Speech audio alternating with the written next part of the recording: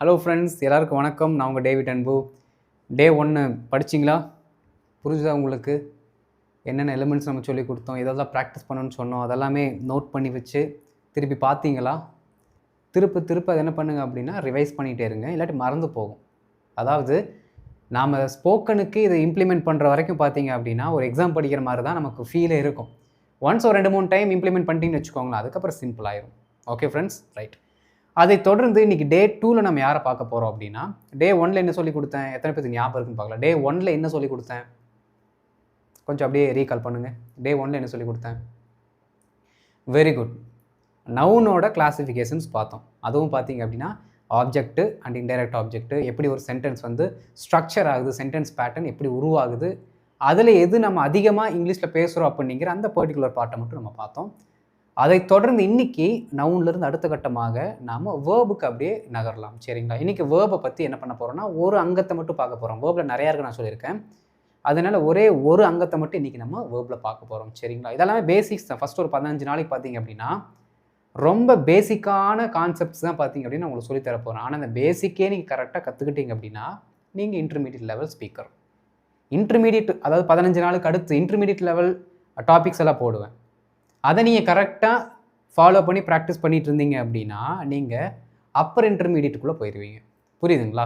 So இதுதான் பார்த்தீங்கன்னா நம்ம கிளாஸோட ஸ்ட்ரக்சரு. ஓகே, ஸோ எதையுமே மிஸ் பண்ணாமல் எல்லாத்தையுமே ஃப்ரம் த பிகினிங்லேருந்து என்ன பண்ணுங்கள் அப்படின்னா ப்ராக்டிஸ் பண்ணுங்கள். அப்போ தான் எதுவுமே குழப்பாது. திடீர்னு டே 17க்கு வந்தீங்க அப்படின்னா டே 2ல் இருக்கிறது கூட நான் என்ன பண்ணுவேன்னா டே 17ல் ஏதாவது ஒன்று கனெக்ட் பண்ணுவேன், புரியாமல் போயிடும். Okay friends, right. இப்போ நம்ம டிலே இல்லாமல் வீடியோக்குள்ளே போகலாம். அதுக்கு முன்னாடி இதை ஃபஸ்ட் டைம் நம்ம சேனலுக்கு வந்திருக்கீங்கன்னா மறக்காம சேனலை சப்ஸ்கிரைப் பண்ணிட்டு பெல் பட்டன் கிளிக் பண்ணி வச்சுக்கோங்க. அப்போ நான் போடுற வீடியோஸ் உங்களுக்கு தொடர்ந்து வந்து சேரும். நம்ம வீடியோக்குள்ளே போயிடலாம்.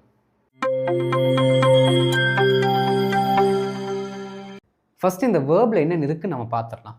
பாருங்களேன், பொதுவாக வேர்ப் அப்படின்னு சொன்னாலே நிறைய சொல்லிக் கொடுப்பாங்க. டென்ஸு, சென்டென்ஸ் அக்ரிமெண்ட்டு, என்னென்னு சொல்லுவாங்க அப்படின்னா சப்ஜெக்ட் வேர்ப் அக்ரிமெண்ட்னு சொல்லுவாங்க, கான்கார்டுன்னு சொல்லுவாங்க, இன்னொரு பேர் இருக்குது. சரிங்களா? இத்தனை இருந்தாலும் இதில் ரூட்டாக நீங்கள் தெரிஞ்சுக்க வேண்டியது 2 விஷயம் தான். என்ன அப்படின்னா வேர்போட 2 பிரிவு தான் பார்த்தீங்கன்னா இந்த ஒட்டுமொத்த லாங்குவேஜையுமே ரூல் பண்ணுது. வேர்போட 2 பிரிவு தான், வேறு யாருமே கிடையாது. அவங்க யார் அப்படின்னா ஒருத்தங்க பி வேர்பு, இன்னொருத்தங்க மெயின் வேர்பு. ஒருத்தங்க பி வேர்ப், இன்னொருத்தங்க மெயின் வேர்ப். என்ன அப்படின்னா இந்த வேர்பு 2 விஷயத்துக்கு தான் பயன்படுது.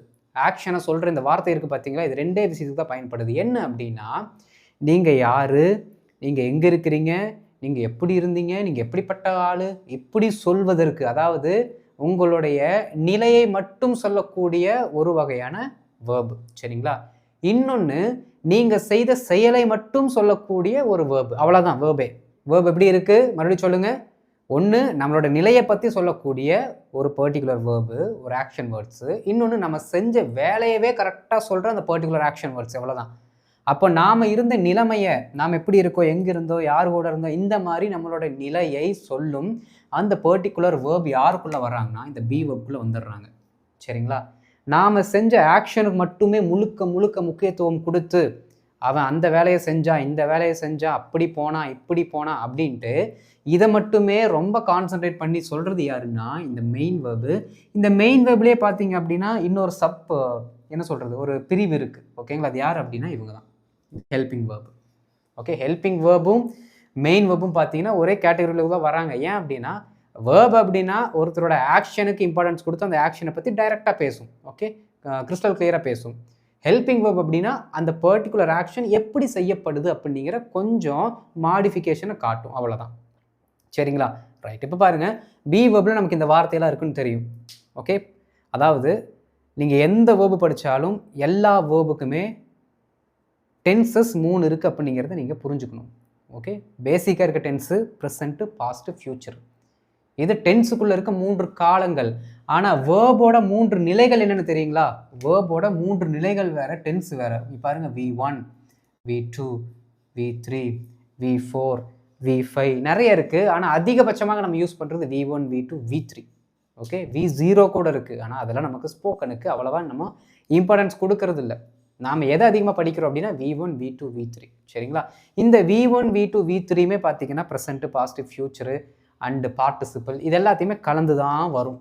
சரிங்களா? அப்போது வேர்புன்னு எடுத்துக்கிட்டாலே நீங்கள் V1 V2 V3 தெரிஞ்சு வச்சுக்கணும். And at the same time என்னென்ன பார்ட்ஸ் இருக்குது அப்படிங்கிறதையும் நீங்கள் டென்ஸுக்கு ஏற்ற மாதிரி தெரிஞ்சு வச்சுக்கணும். என்னென்ன இருக்குன்னு பார்க்கலாம்.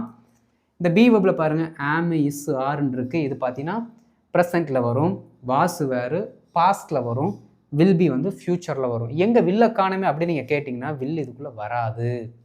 ஏன் அப்படின்னா ஒருத்தரோட நிலைமையை பற்றி சொல்வதற்கு சாதா வில் அப்படிங்கிற வார்த்தை உபயோகப்படுத்தப்படக்கூடாது.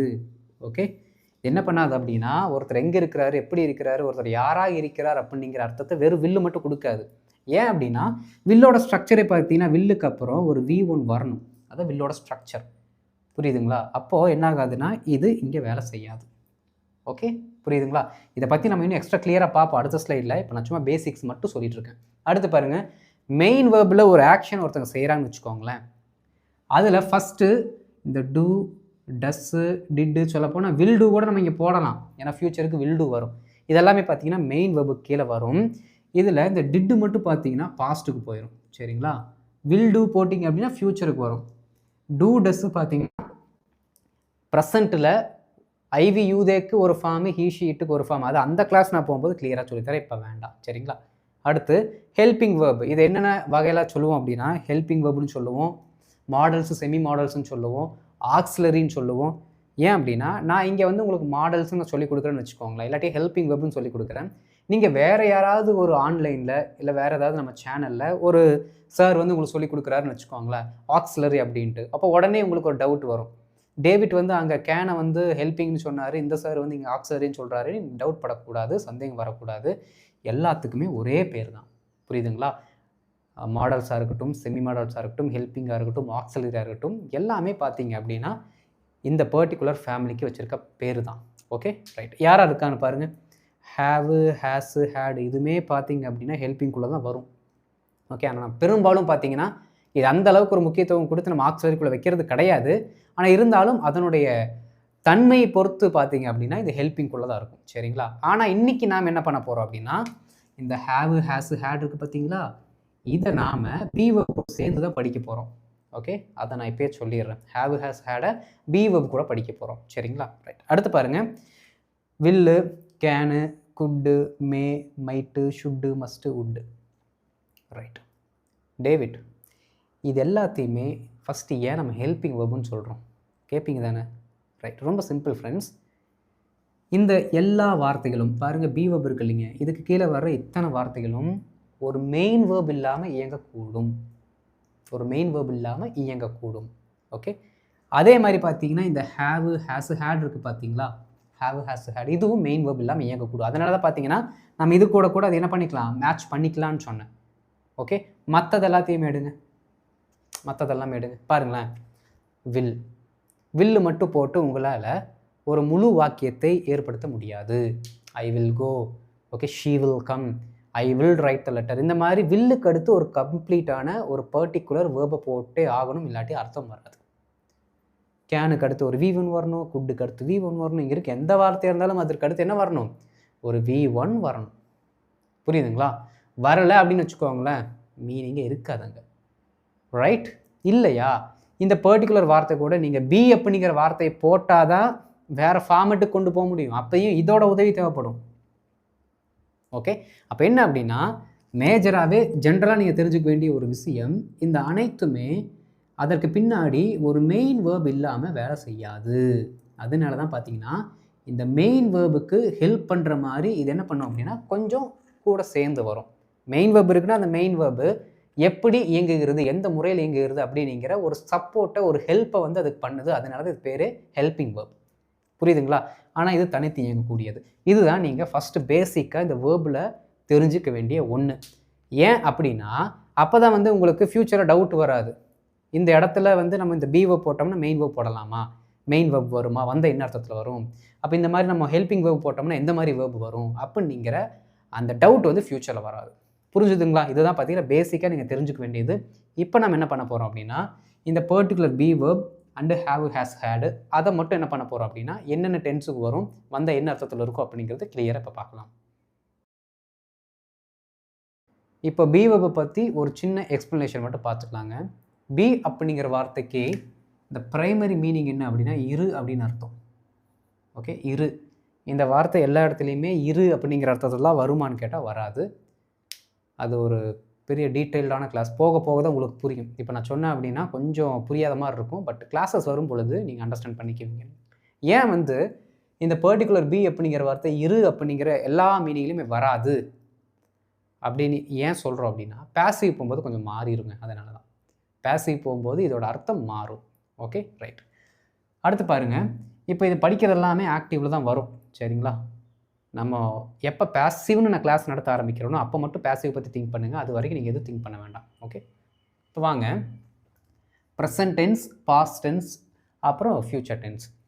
ப்ரெசண்ட்டில் இங்கே சிங்குலராகவும் ப்ளூரலாகவும், பாஸ்ட்டில் சிங்குலர் ப்ளூரல், ஃப்யூச்சரில் சிங்குலர் அண்ட் ப்ளூரல் சேர்த்து நான் போட்டேன். ஏன்னா லாஸ்ட்டு நம்ம 25 days ஸ்போக்கன் இங்கிலீஷ் நடத்தும்போது பார்த்தீங்கன்னா லெட்டர்ஸில் ரொம்ப சின்னதாக இருந்துச்சு. கொஞ்சம் புரியலை, கொஞ்சம் பெருசாக இருந்தால் நல்லாயிருக்கும்னு சொல்லியிருந்தீங்க.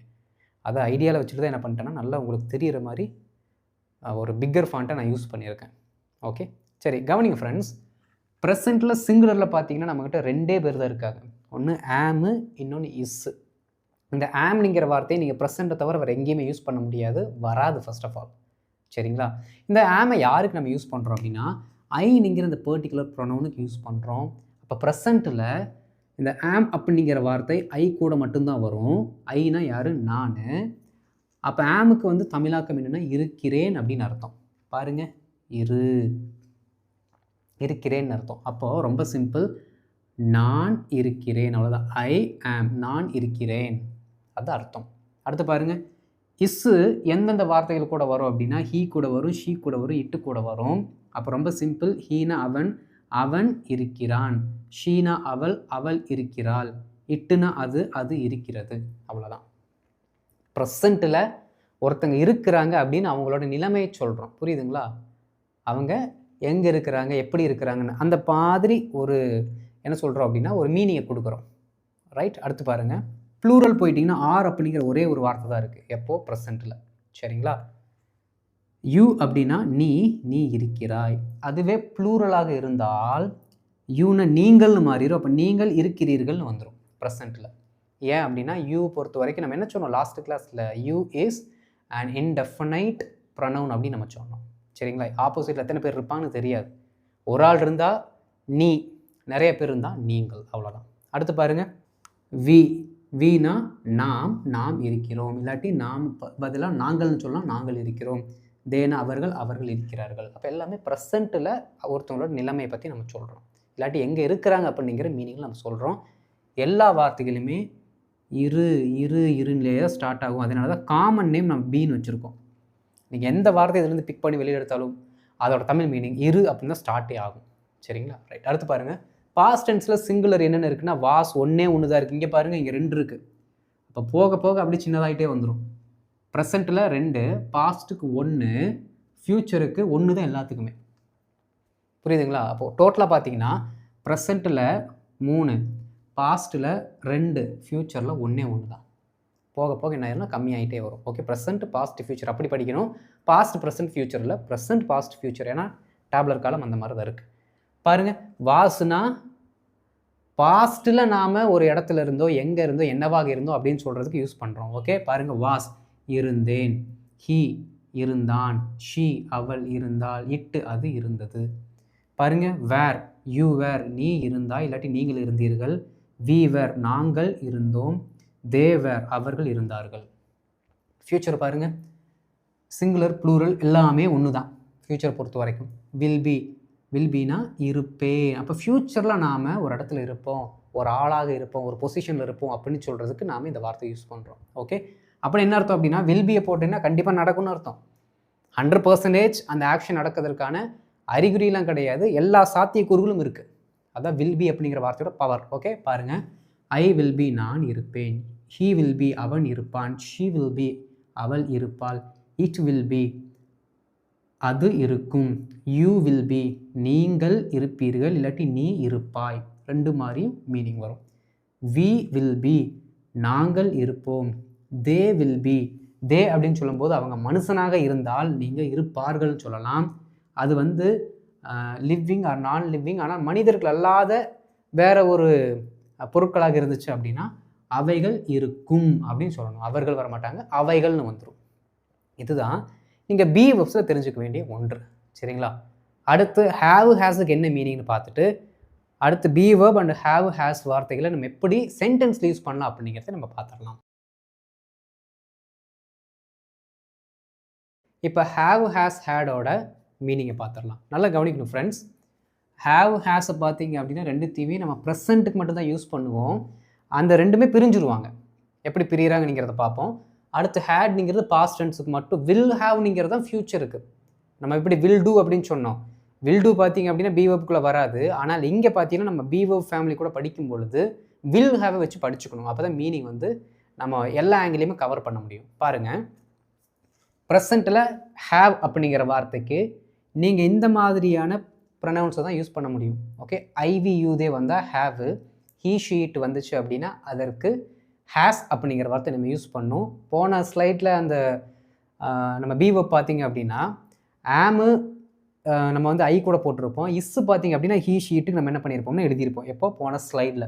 சரிங்களா? ஏன்னா ஹீ ஷீட் அப்படிங்கிறது தேர்ட் பர்சன் சிங்குலர்.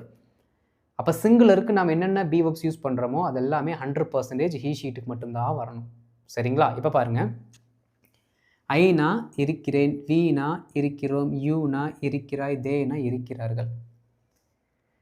ஐயோ கடவுளே, போன ஸ்லைட்லேயும் எல்லாத்துக்கும் இருக்கிறாய், இருந்தாய், பாருங்கள். ஐனா இருக்கிறேன்னு படித்தேன், வீணா இருக்கிறோம் படித்தோம். என்னடா அங்கே இங்கே ஒரே மாதிரி வருதா அப்படின்னுங்கிற டவுட் உங்களுக்கு வரும். அதனால் உங்களுக்காக நம்ம ஸ்குவிட் கேமில் பார்த்தீங்க அப்படின்னா எல்லாத்து கையில் ஆயுதம் கொடுப்பாங்களே, அந்த மாதிரி இப்போ உங்களுக்கு ஒரு ஆயுதம் கொடுக்க போகிறேன். இப்போ அந்த ஆயுதத்தை வச்சு இப்போ என்ன பண்ண போகிறோன்னா இது எல்லாத்தையுமே நம்ம அப்ரோச் பண்ண போகிறோம். ஒரே ஒரு வார்த்தை தான் சேர்க்க போகிறேன். என்ன அப்படின்னா இங்கே சேர்த்துடலாமா? இங்கே சேர்த்துடலாம். என்ன அப்படின்னா வைத்து அப்படிங்கிற வார்த்தையை மட்டும் நான் என்ன பண்ணுறேன்னா சேர்க்க போகிறேன். Okay, have has had will have அப்படிங்கிற வார்த்தையோட ப்ரைமரி மீனிங் இருக்கிறோம் இந்த டைம் இந்த மீனிங்கில் தான் வரும். இருங்கிற மீனிங்லேயே தான் வரும். ஆனால் உங்களுக்கு புரியறதுக்காக நான் என்ன பண்ணுறேன்னா வைத்து அப்படிங்கிற இன்னொரு வார்த்தையை நான் ஆட் பண்ணுறேன். அப்போ தான் இன்னுமே ஒரு அண்டர்ஸ்டாண்டிங் வரும். ஏன் தெரியுமா? இப்போது ஐஎம் அப்படின்னு சொல்கிறதுக்கும் ஐ ஹேவ் அப்படின்னு சொல்கிறதுக்கும் இந்த வைத்து அப்படிங்கிற வார்த்தையை வச்சு பார்த்தீங்கன்னா உங்களுக்கு மீனிங் புரிஞ்சிடும். அதுக்காக ஓகே பாருங்கள், ஐ இருக்கிறேன், இருக்கிறேன் கூட என்ன சேர்க்கணும்? வைத்து. அப்போது நான் வைத்திருக்கிறேன். இப்படி தான் வரணும், இப்படி தான் படிக்கணும். நீங்கள் புரிஞ்சு கொள்ள வேண்டிய விதமும் இதுதான். ஓகே, ஐ வைத்திருக்கிறேன், வி வைத்திருக்கிறோம், யூ நீ வைத்திருக்கிறாய், தே அவர்கள் வைத்திருக்கிறார்கள், ஹி அவன் வைத்திருக்கிறான், ஷி அவள் வைத்து இருக்கிறாள், இட் அது வைத்திருக்கிறது. ஓகே, அப்போ வச்சிருக்கிறதுன்னு என்ன? ஏதோ ஒரு பொருள் நம்மகிட்ட இருக்குன்னு அர்த்தம். கரெக்டுங்களா? பேனாவை வைத்திருக்கிறேன். அப்போ இந்த பேனாக்கு ஓனர் நான், இந்த பேனா என்னுடைய உடைமை, என்னகிட்ட இருக்க பொருளை என்னோட ஓனர்ஷிப்பை நான் காட்டுறேன். இதற்கு தான் இந்த have has had plus will have அப்படிங்கிற வார்த்தை ஆங்கிலத்தில் உபயோகப்படுத்தப்படுகின்றது. எப்போ? இந்த எல்லாத்துக்கு பின்னாடியும் ஒரு நவுன் வந்தால் மட்டும்தான் இந்த அர்த்தத்தில் வரும். புரிஞ்சுக்கணும். இதுக்கு எல்லாத்துக்கு பின்னாடி ஒரு நவுன் வரும். நவுன் வந்தால் தான் வைத்திருக்கிறேன் அப்படின்னு அர்த்தம். ஹேவ் ஹேஸுக்கு பின்னாடி ஸ்டாண்டர்டாக வரக்கூடிய அந்த வேர்ப் ஃபார்மேட் என்ன அப்படின்னா V3. V3 வரும்பொழுது இந்த மீனிங்கில் எடுத்துகிட்டு போனீங்கன்னா வராது. புரியுதுங்களா? அப்போ ஹேவ் ஹேஸ் ஹேட் வில் ஹேவ்க்கு அடுத்து ஒரு நவுன் வரணும். வந்தால்தான் அந்த பர்டிகுலர் நவுனை நீங்கள் வச்சிருக்கிறீங்க, வச்சு இருந்தீங்க, இல்லை ஃப்யூச்சரில் வச்சு இருப்பீங்க அப்படிங்கிற மீனிங்கில் வரும். ரைட்? பாருங்கள், ஹேட் ஐ ஹேட் நான் வைத்து இருந்தேன், வி ஹேட் நாங்கள் வைத்து இருந்தோம், யூ ஹேட் நீ வச்சிருந்த, தே ஹேட் அவங்க வச்சிருந்தாங்க, ஹீ ஹேட் அவன் வச்சிருந்தான், ஷீ ஹேட் அவ வச்சிருந்தா, இட் ஹேட் அது வச்சிருந்தது. இந்த மாதிரி தான் வழக்கு தமிழில் நம்ம சொல்லுவோம். அடுத்து பாருங்கள், வில் பி எல்லாத்துக்குமே காமன். இந்த ஹேடும் வில் பியும் பார்த்தீங்க, சாரி வில் ஹேவும் பார்த்தீங்கன்னா எல்லாத்துக்குமே காமன். ஓகே, வில் பின்னு இருக்கா, அது வந்து வில் ஹேவ் நம்ம போடணும். வில் ஹேவ்னு நம்ம போடணும். Okay, will have, will be வராது, வில் ஹேவ். பாருங்கள், அப்போ வில் ஹேவ் அப்படின்னா ஐ வில் ஹேவ் நான் வைத்திருப்பேன், நாங்கள் வைத்திருப்போம், நீ வைத்திருப்பாய், நீங்கள் வைத்திருப்பீர்கள், அவர்கள் வைத்திருப்பார்கள், அவன் வைத்திருப்பான், அவள் வைத்திருப்பாள், அது வைத்திருக்கும். என்ன வச்சுருக்கும்? ஏதோ ஒன்று, ஏதோ ஒரு பொருளை வச்சுருக்கும். அதான் கான்செப்ட். புரியுதுங்களா?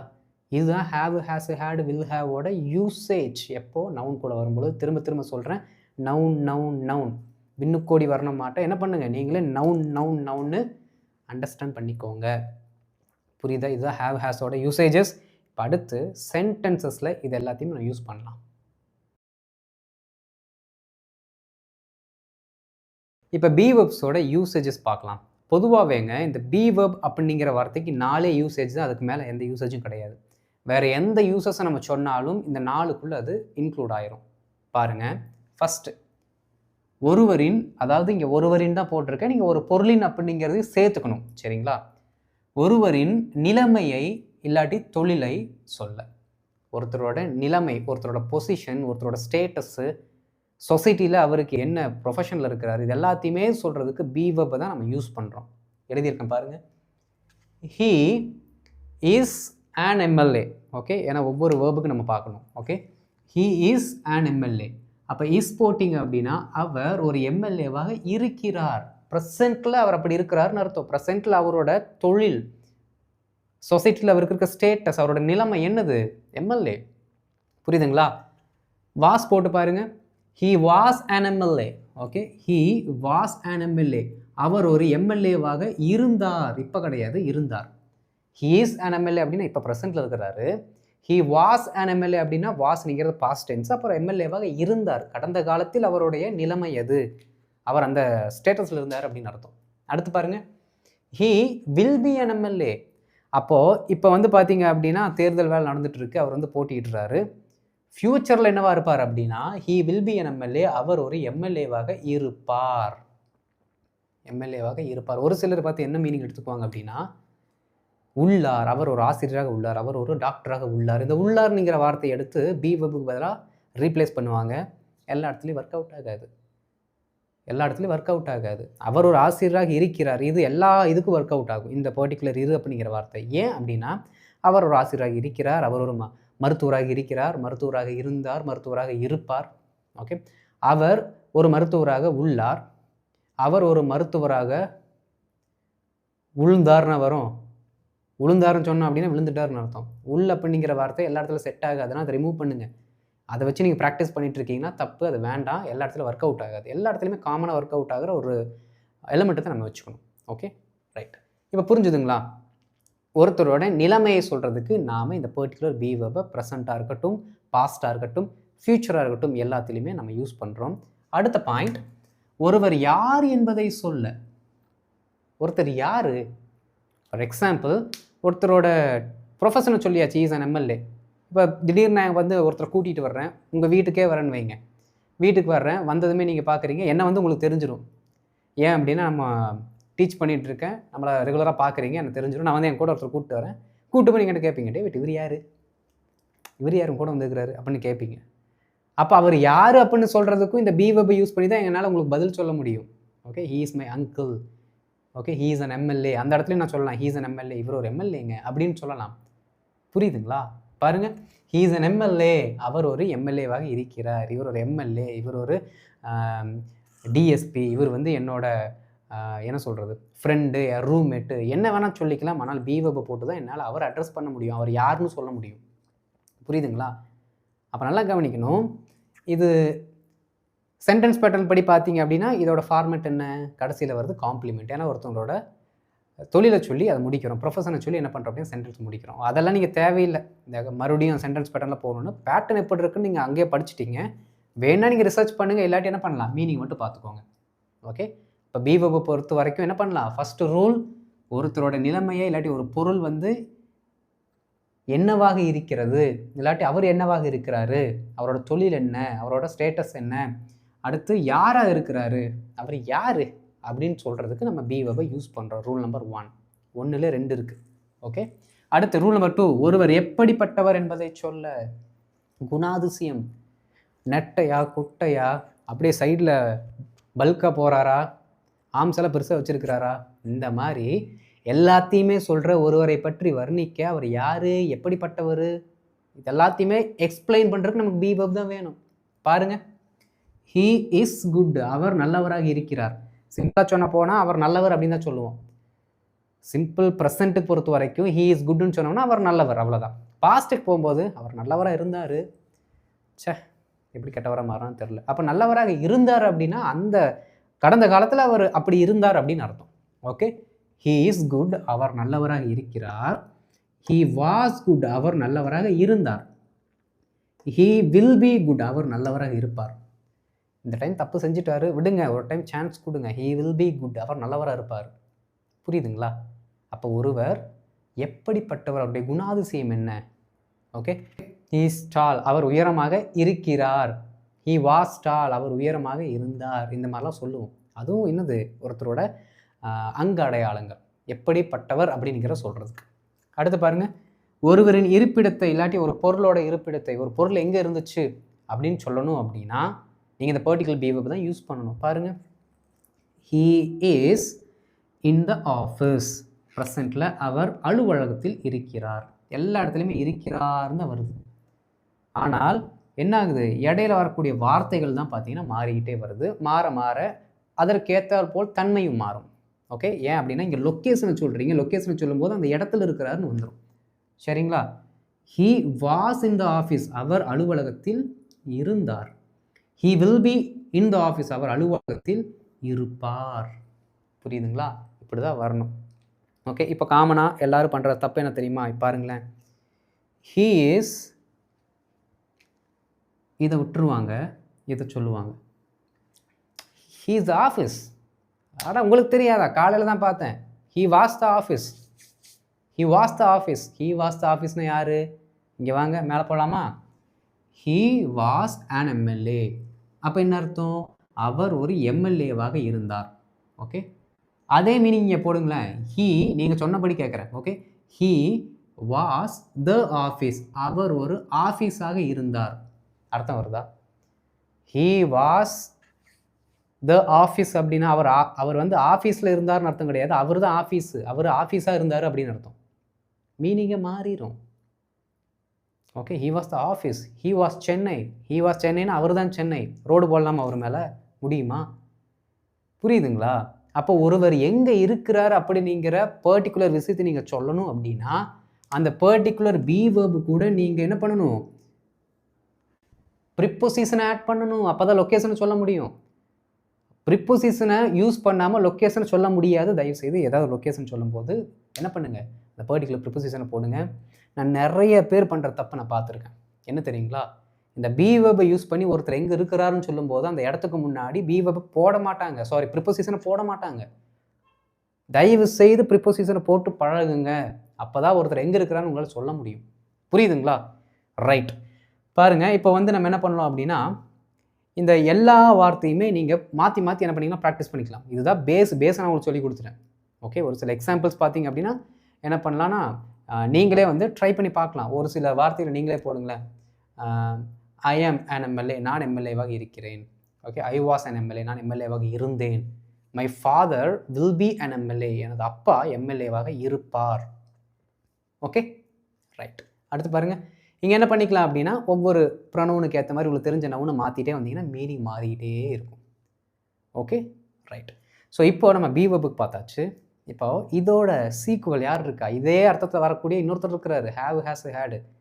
அவரையும் பார்க்கலாம். அதையும் பார்த்துட்டு இதற்கும் அதற்கும் எப்படி வந்து வேறுபாடுகள் இருக்கிறது அப்படிங்கிறதையும் நம்ம ஒரு சில எக்ஸாம்பிள்ஸ் பார்த்துடலாம். இப்போ have, has, had, will have இதோட டிஃப்ரென்சஸ் பார்க்கலாம். பாருங்கள், I have, had, will have plus an idea. ஐடியானா நமக்கு தெரியும், கருத்து. ப்ளஸ் நமக்கு என்ன சப்ஜெக்ட் வந்திருக்கு அப்படிங்கிறது நமக்கு தெரியும். ஹேவ் அப்படிங்கிறதுக்கு நம்ம பேசிக்காக வச்சுருக்க மீனிங் என்ன? இருக்கிறேன் அப்படிங்கிறது. இருந்தாலும் நான் ஒரு வார்த்தை ஆட் பண்ண சொன்னேன், வைத்து அப்படின்ட்டு. ஏன் அப்படின்னா வைத்து அப்படிங்கிற வார்த்தை வந்தால் தான் நம்மக்கிட்ட ஒரு பொருள் இருக்குது அப்படிங்கிறது அந்த உடமையை சொல்ல முடியும். இல்லாட்டி ஹேவோட அர்த்தம் புரியாமல் போயிடும். பாருங்களேன், I have an idea, I have an idea, என்னிடம் ஒரு கருத்து இருக்கிறது இப்படி நீங்கள் சொல்லலாம். இல்லாட்டி நான் ஒரு கருத்தை வைத்திருக்கிறேன் அப்படின்னு சொல்லலாம். ரெண்டுத்துக்குமே அர்த்தம் ஒன்று தான். புரியுதுங்களா? நான் ஒரு கருத்தை வச்சுருக்கேன், நான் ஒரு பேனா வச்சுருக்கேன், நான் ஒரு ஷூ வச்சுருக்கேன். ஓகே, எங்கிட்ட ஒரு ஷூ இருக்குது, எங்கிட்ட ஒரு பேனா இருக்குது, எங்கிட்ட ஒரு ஐடியா இருக்குது. ரெண்டுமே ஒரே அர்த்தம் தான். ரைட். அடுத்து பாருங்கள், ஐ ஹேட் அன் ஐடியா, எங்கிட்ட ஒரு கருத்து இருந்தது. ஐயோ, நீங்கள்லாம் பிளான் போட்டிருந்தீங்கல்ல, even that time I had an idea, அந்த டைமில் எனக்கு என்ன இருந்துச்சு, ஒரு ஐடியா இருந்துச்சு, நீங்கள் என்கிட்ட கேட்கவே இல்லை.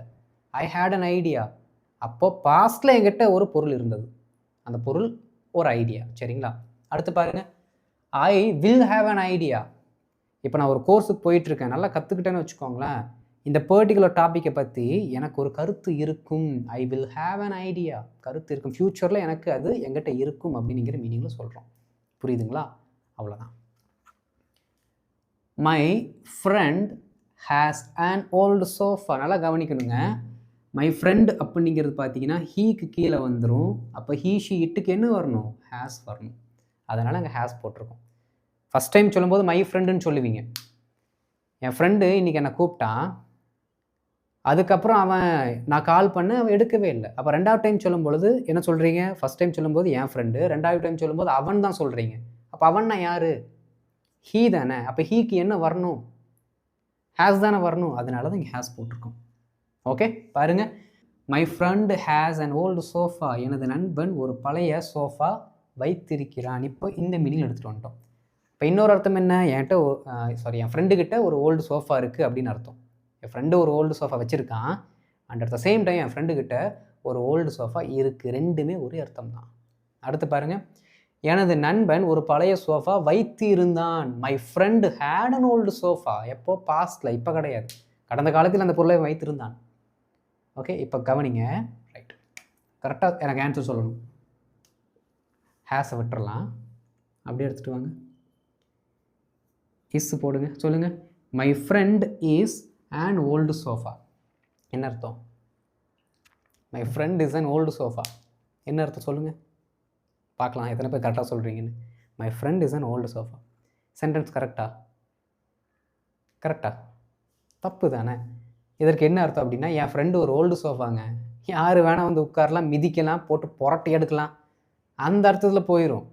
My friend is an old sofa அப்படி சொல்ல முடியாது. ஏன் அப்படின்னா, இந்த பக்கம் யாரை சொல்கிறீங்களோ இவர் தான் இந்த பர்சன். எப்போ? பி வெர்பு போடும்போது ஹேவ் ஹேஸ் போட்டிங்கன்னா இந்த பொருள் இவர்கிட்ட இருக்குன்னு அர்த்தம். Okay, right. My friend will have an old sofa. இப்போ ஒரு சோஃபா வச்சுருக்கான், 15 வருஷத்துக்கு அப்புறம் அவங்ககிட்ட ஒரு ஓல்டு சோஃபா இருக்கும். 15 வருஷத்துக்கு அப்புறம் ஒரு ஓல்டு சோஃபா இருக்கும். Okay, he will have an old sofa. அவ்வளோதான். சரிங்களா? அடுத்து பாருங்கள். They have good teachers. அந்த ஸ்கூல் இல்லாட்டி அந்த நிறுவனம் என்ன பண்ணுறாங்க அப்படின்னா, அவர்கள் நல்ல ஆசிரியர்களை வைத்திருக்கிறார்கள். அப்போ அந்த ஸ்கூலில் நல்ல டீச்சர்ஸ் இருக்காங்க. பாருங்கள், they have good teachers. Okay, அடுத்து பாருங்கள். They had good teachers. அவங்ககிட்ட நல்ல ஆசிரியர்கள் இருந்தார்கள், இப்போ இல்லை. சம்பளம் ஒழுங்காக கொடுக்கல, அப்போ எல்லா டீச்சர்ஸும் போயிட்டாங்க. தே வில் ஹேவ் குட் டீச்சர்ஸ். சம்பளம் ஒழுங்காக கொடுக்கல, எல்லா டீச்சர்ஸ் போயிட்டாங்க, இப்போ மறுபடியும் சம்பளம் கொடுக்க ஆரம்பிச்சிருக்காங்க. ஃப்யூச்சரில் அவங்ககிட்ட நல்ல டீச்சர்ஸ் இருப்பாங்க. ஃப்யூச்சரில் அவங்ககிட்ட நல்ல டீச்சர்ஸ் இருப்பாங்க. தே வில் ஹேவ் குட் டீச்சர்ஸ். அவர்களிடம் நல்ல ஆசிரியர்கள் இருப்பார்கள், இல்லாட்டி அவர்கள் நல்ல ஆசிரியர்களை ஃப்யூச்சரில் வச்சுருப்பாங்க அப்படின்னு அர்த்தம். சரிங்களா? இப்போ நல்லா கவனிக்கணும். இந்த இடத்துல நம்ம என்ன பண்ணணும் அப்படின்னா, தேவோட பி வெர்ப் ஆர் இப்படி போட்டிங்கன்னா மீனிங் வரும். பாருங்கள், they are good teachers. They are good teachers அப்படின்னா அவர்கள் நல்ல ஆசிரியர்களாக இருக்கிறார்கள் அப்படின்னு அர்த்தம். இல்லாட்டி அவங்க ஒரு நல்ல ஆசிரியர்கள் அப்படின்னு சிம்பிளாக சொல்லலாம். Okay, they are good teachers. அவர்கள் நல்ல ஆசிரியராக இருக்கிறார்கள். தே ஹேவ் குட் டீச்சர்ஸ். அவர்களிடம் நல்ல ஆசிரியர் உள்ளார்கள். அர்த்தத்தை புரிஞ்சுக்கணும். They are good teachers. அவர்கள் நல்ல ஆசிரியராக இருக்க, ஆறு போட்டு பேசுகிறேன். சரிங்களா? They are good teachers. அவர்கள் நல்ல ஆசிரியர்களாக இருக்கிறார்கள். தே ஹேவ் குட் டீச்சர்ஸ். அவர்களிடம் நல்ல ஆசிரியர்கள் இருக்கிறார்கள். அவர்கள் நல்ல ஆசிரியர்களை வைத்திருக்கிறார்கள். மீனிங் புரியுதுங்களா? ஆர் அப்படிங்கிற அந்த பீவை வரும் பொழுது நாம் அவங்க என்னவாக இருக்காங்க அப்படிங்கிறத சொல்கிறோம், அவங்க யார் அப்படிங்கிறத சொல்கிறோம். ஹேவ் அப்படிங்கும் போது அவங்ககிட்ட என்ன இருக்குது, அவங்ககிட்ட நல்ல ஆசிரியர்கள் இருக்காங்க அப்படிங்கிற மீனிங்கில் சொல்கிறோம். புரியுதுங்களா? ரைட். ஸோ இந்த ஹேவ், ஹேஸ், ஹேடு, அப்புறம் பி வெர்பு இது எல்லாத்துலேயுமே உங்களுக்கு கண்ணும் கருத்துமாக நீங்கள் ப்ராக்டிஸ் பண்ணணும். ஸ்டார்டிங்லேயே இந்த தப்பெல்லாம் என்ன பண்ணிக்கணும்னா ரெக்டிஃபை பண்ணிக்கணும். சரிங்களா? இப்போ அடுத்த கட்டமாக இப்போ என்ன பண்ண போகிறோன்னா, இந்த ஹேவ்னுங்கிற வார்த்தை இருக்குது பார்த்தீங்களா? இந்த ஹேவ்னுங்கிற வார்த்தை, இந்த வார்த்தையை நீங்கள் எப்படி நெகட்டிவில் யூஸ் பண்ணலான்னா, ஹேவ் நோ அப்படிங்கிற வார்த்தை யூஸ் பண்ணலாம். பாஸ்டாக இருந்துச்சுன்னா ஹேட் நோ அப்படிங்கிற வார்த்தை யூஸ் பண்ணலாம். ஃப்யூச்சருக்கு வில் ஹேவ் நோ அப்படிங்கிற வார்த்தை வச்சுக்கலாம். Okay, they will have no teachers.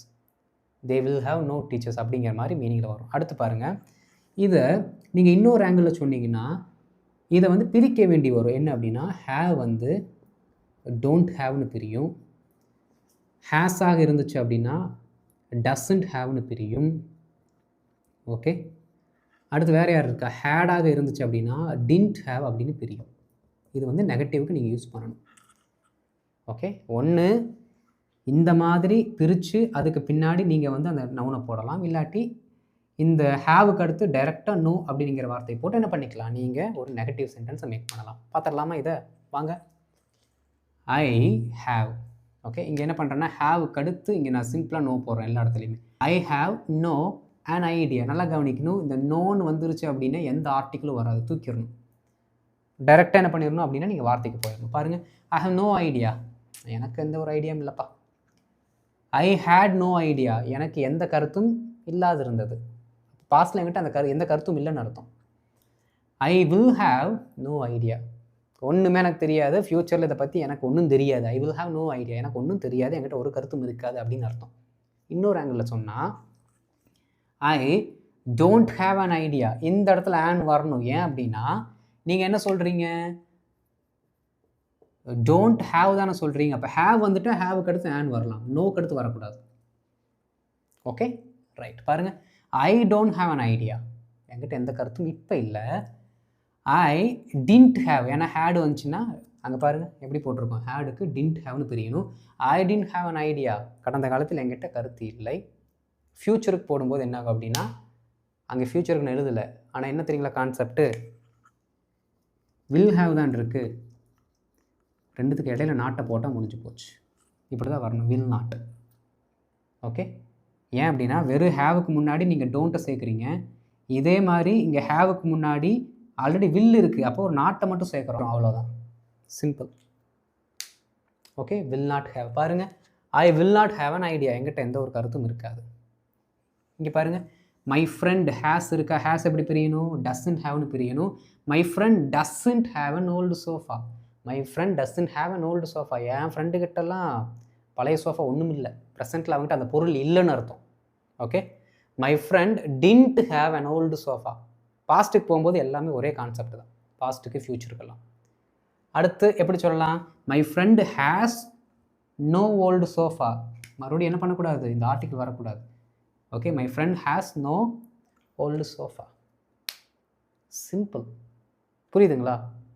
இன்னொரு அர்த்தத்தையும் நான் சொல்லிடுறேன். ஏன்னா இதுதான் நிறைய பேருக்கு புரியாது, பாதி பேருக்கு தெரியாது. என்ன அப்படின்னா, I have no pen. I have no pen. I don't have pen.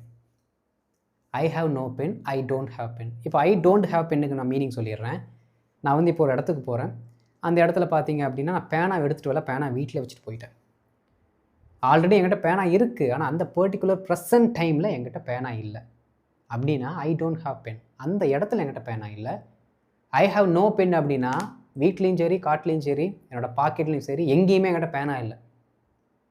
புரியுதுங்களா? அது என்கிட்ட இல்லவே இல்லைன்னு அர்த்தம். அடே, என்கிட்ட பணம் இல்லை, அந்த டைமில் இல்லைன்னு சொல்லலாம். I don't have money. என்கிட்ட சுத்தமாக இல்லைடா, விட்டுடுறா சாமி அப்படின்னு சொல்லணும். I have no money. அட சுத்தமாக இல்லைடா, தொடச்சி எடுத்தாச்சு, சுத்தமாக இல்லை அப்படிங்கிற அர்த்தம். அதுதான் நோக்கும் நாட்டுக்கும் இருக்குது டிஃப்ரென்ஸ், இது கூட யூஸ் பண்ணும்போது. புரியுதுங்களா? அப்போ இதே அர்த்தத்தில் தான் பார்த்தீங்க அப்படின்னா நாம் பி வெர்ப்ஸ் கூட யூஸ் பண்ணோம். He is a teacher. He is a teacher. ஏன்னா எல்லாத்தையுமே எழுதி சொல்லிட்டு இருந்தேன்னா போயிடும், ரொம்ப லென்த் போயிடும். அதனால் இங்கே நான் எல்லாத்தையும் ஷார்ட் பண்ணுறேன். Okay, he is a teacher. அவர் ஒரு டீச்சராக இருக்கிறாரு. He is not a teacher. இஸ்ஸுக்கு அடுத்து பி வெர்புக்கு அடுத்து நாட்டை போடுறீங்க. ஓகே, புரியுதுங்களா? அங்கெல்லாம் ஹீ இஸ் நோ டீச்சர் அதெல்லாம் சொல்ல வேண்டாம். வழக்கமாக நம்ம யூஸ் பண்ணுறது பி வெர்ப் கூட இனிமேல் நாட்டு தான் அதிகமாக யூஸ் பண்ணுவோம். நாட்டை மட்டும் போட்டு யூஸ் பண்ணுங்கள். ஆனால் ஹேவுக்கும் ஹேஸுக்கும் ஹேடுக்கும் மட்டும் நான் உங்களுக்கு 2 ஆப்ஷன்ஸ் கொடுத்துருக்கேன். ஒன்று நாட்டு போட்டுக்கலாம், இன்னொன்று நோ போட்டுக்கலாம். சரி, இங்கே வாங்க. இப்போ பி வெர்புக்கு ஐ ஆம் அ teacher. I am not a teacher. நான் ஒரு ஆசிரியராக இல்லை. I was not a teacher. நான் ஒரு ஆசிரியராக இருக்கவில்லை. I was not a teacher. I worked there but I was not a teacher. நாங்கள் வேலை செஞ்சேன், ஆனால் நான் டீச்சர்லாம் கிடையாது. அடுத்து ஐ won't, நல்லா கவனிக்கணும், I will be a teacher. I won't B a teacher. அவ்வளோதான். புரியுதுங்களா? இதுதான் நெகட்டிவில் அதுக்கும் இதுக்கும் இருக்க டிஃப்ரென்ஸ். ரொம்ப சிம்பிள் ஃப்ரெண்ட்ஸ். இப்போ என்ன பண்ணலாம் அப்படின்னா, ஒரு பேராகிராஃபை நாம் பி வெர்பும் வச்சு ப்ளஸ் இந்த ஹேவ் ஹேஸு வச்சு ஒரு பேராகிராஃப் நான் எழுதுகிறேன். அதை தமிழ்லேருந்து நம்ம இங்கிலீஷ்க்கு ட்ரான்ஸ்லேட் பண்ணிவிட்டு ஹோம்ஒர்க் போயிடலாம். இது வரைக்கும் நாம் பி வேர்பு ஹேவ் ஹேஸுக்கு என்ன டிஃப்ரென்ஸு என்ன மீனிங்லாம் பார்த்தோம். அதை எப்படி கம்யூனிகேஷனில் ஒர்க் அவுட் பண்ணுறது அப்படிங்கிறத நம்ம பார்க்கணும்ல. அதற்காக தான் ஒரு எக்ஸசைஸ் பண்ண போகிறோம். பாருங்கள், சாரா ஒரு புது புத்தகம் வைத்திருக்கிறாள். அது ஒரு புதினம். இதற்கு முன் இப்புத்தகத்தை அவருடைய அண்ணன் வைத்திருந்தான். அதனால் அவனிடம் இப்போது எந்த புத்தகமும் இல்லை. அவன் இப்போது கல்கத்தாவில் இருக்கிறான். அடுத்த வாரம் இப்புத்தகம் அவனிடம் இருக்கும். மேக்ஸிமம் இந்த சென்டென்ஸ் எல்லா எண்டிங் பாயிண்ட்டும் பாருங்கள். சென்டென்ஸோட எண்டிங் பாயிண்ட் எல்லா சென்டென்ஸும் பார்க்கலாம். பாருங்கள், வைத்திருக்கிறாள், இது ஒரு புதினம், அது ஒரு புதினமாக இருக்கிறது. இப்படி வந்தாலே அது இந்த பி வெப் கீழே தான் வருது. வர இருங்க. அடுத்து, இதற்கு முன் இப்புத்தகத்தை அவருடைய அண்ணன் வைத்து இருந்தான். எந்த புத்தகமும் இல்லை. கல்கத்தாவில் இருக்கிறான். கட கட கட கட இருக்கும். எல்லாமே ஒரே சவுண்டில் இரு இரு இருனே தான் வருது. அப்போ இந்த மாதிரி வந்துட்டாலே நீங்கள் ஐடென்டிஃபை பண்ணிடணும். ஒன்று பி வெப்பில் வரணும், இல்லாட்டி ஹேவ் ஹேஸ் ஹேடில் வரணும். எழுதலாங்களா? பாருங்கள், சாரா ஒரு புத்தகம் வைத்திருக்கிறாள். இப்போ வைத்து அப்படின்னாலே என்ன வந்துடணும்? ஹேவ் ஹேஸ் கீழே வந்துடணும். எழுதலாங்களா? பாருங்கள், சாரா, ஏன் நம்பர் 1 யார் வரணும்? நேற்று படித்த மாதிரி சப்ஜெக்ட் வரணும். நம்பர் 2 யார் வரணும்? வேர்பு வரணும். வேர்பு இங்கே யார் இருக்கா? வைத்திருக்கிறாள்.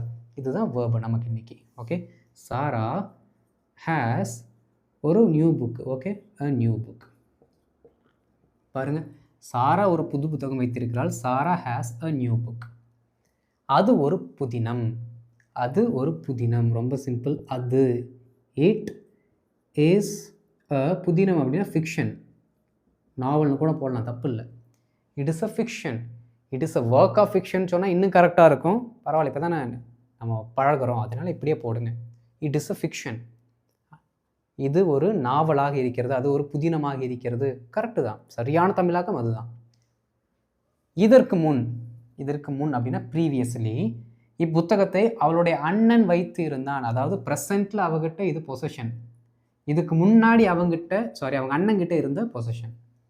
முன்னாடி அவங்க அண்ணன் வச்சுருந்தான். ஓகே, எழுதலாங்களா? பாருங்கள், அவளுடைய அண்ணன் ஹெர் பிரதர் எப்போ? முன்னாடி தானே. அப்போ இங்கே previously. Okay, previously her brother previously என்ன பண்ணியிருந்தாரம்மா? இந்த புத்தகத்தை வைத்திருந்தார். அப்போ ஹேட் திஸ் புக். ஓகே, பாருங்கள், her brother had this book. Previously இங்கே கடைசியாக தூக்கி போட்டாலும் அர்த்தம் வரும், தப்பு இல்லை. இல்லாட்டி ப்ரீவியஸில் முன்னாடி போட்டு பேசினாலும் தப்பு வராது. இங்கே போட்டு சொல்கிற மாதிரிங்க, previously her brother had this book. Meaning correct. Previously her brother had this book. அதனால் அது கன்ஜங்ஷன். ஓகே, அதனால் அவனிடம் இப்போது எந்த புத்தகமும் இல்லை. இங்கே பாருங்கள், இங்கே ஒரு இப்போது வருது, இங்கே ஒரு இப்போது வருது. ஓகே, அப்போது இப்போதுங்கிற வார்த்தைக்கு நிறைய வார்த்தைகள் இருக்குது. ஏதோ ஒன்றெல்லாம் என்ன பண்ணலாம், நம்ம போட்டு பேசலாம். பாருங்கள், அதனால் இப்போது அவர்கிட்ட எந்த புக்கு இல்லை அப்படின்னா அவர்கிட்ட எந்த புக்கும் இல்லை. எப்படி எழுதலாம்? He has no book. இப்பொழுது தானே, நவ். ஓகே, இந்த ஹேஸ் நோக்கு பதில் என்ன பண்ணலாம்? டசன்ட் ஹேவ் அப்படிங்கிற வார்த்தை போட்டாலும் கரெக்டு தான். Okay, so he doesn't have book now. He doesn't have any book now. ஒரு புத்தகம் கூட இல்லை அப்படின்னா எனின்னு போட்டுக்கலாம். He has no book now. ரெண்டுத்துக்குமே அர்த்தம் உங்களுக்கு தெரியும் என்னன்ட்டு. சரிங்க, அடுத்து பாருங்கள், அவன் இப்போது கல்கத்தாவில் இருக்கிறான். இப்போ என்ன சொல்கிறோம்? அவர் எங்கே இருக்கிறாரு நம்ம சொல்கிறோம். அப்போ ஒருத்தர் எங்கே இருக்கிறாரு நம்ம சொல்கிறோம் அப்படின்னா என்ன மாதிரி யூஸ் பண்ணணும்? பீவோ போட்டு அந்த லொக்கேஷனை சொன்னால் முடிஞ்சது. நான் லொக்கேஷனை முன்னாடி ப்ரிப்போசிஷன் போடணும். போடலாங்களா? பாருங்கள், அப்போ இப்போ தற்பொழுது, அப்போ presently. Okay, presently he is in Kolkata. Okay, கல்கட்டான்னு சொல்லுவோம், கொல்கட்டா. பாருங்கள், ப்ரெசன்ட்லி இஸ் இன் கொல்கட்டா. புரியுதுங்களா? அப்போ அவர் எங்கே இருக்கிறாருன்னு சொல்லியாச்சு. சப்ஜெக்டு, பி வெர்பு, அந்த பிளேஸு, இடையில ஒரு ப்ரிப்போசிஷன். கடைசி சென்டென்ஸ் என்ன? அடுத்த வாரம் இப்புத்தகம் அவனிடம் இருக்கும். அடுத்த வாரம் இந்த புத்தகத்தை அவர் வச்சிருப்பார். ஓகே, பாருங்க, he will have this book. he will have this book எப்போ? அடுத்த வாரம், next week. அவ்வளோதான். Okay, he will have this book next week. he will have this book next week. ரொம்ப சிம்பிள். சரிங்களா? இப்போ பாருங்களேன், அவங்க அண்ணன் வந்து ஒரு சாஃப்ட்வேர் இன்ஜினியர்.